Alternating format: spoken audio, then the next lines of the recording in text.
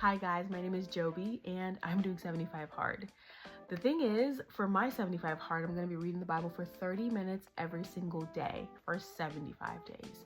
And I wanted to share with you what I read today. Today I read Matthew chapter 5, and it talks a lot about matters of the heart. When Jesus is saying, blessed are the meek, blessed are the humble, blessed are all these different characteristics.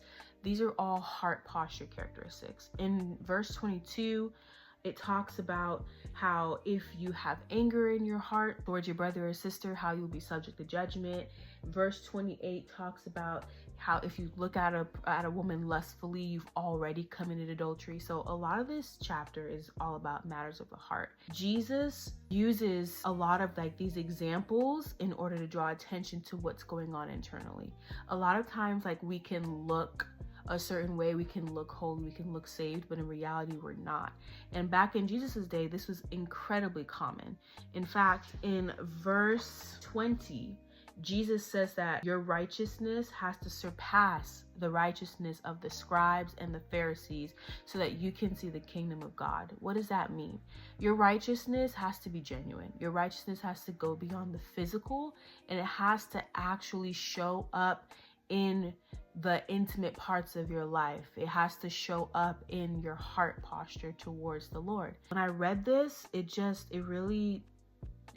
reinforced the idea that the internal is just as important, if not more important, than the external. The Sermon on the Mount was said in order to just kind of create a synopsis of the gospel and just create a synopsis for why Jesus came to the earth.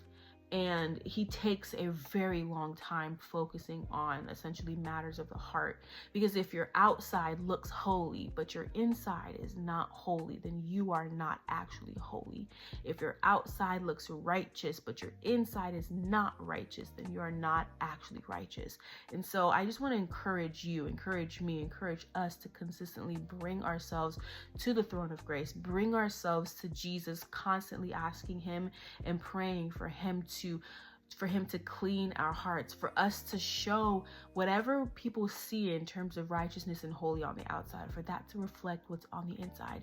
Because if your inside is not righteous, but you look righteous, you've already found your reward. And that's that. And we don't want that. We want to be people who are people after God's own heart. We want to be people who actually love Jesus Christ for real. People who are actually righteous, people who actually value holiness, not just the form of holiness, not just the form of godliness.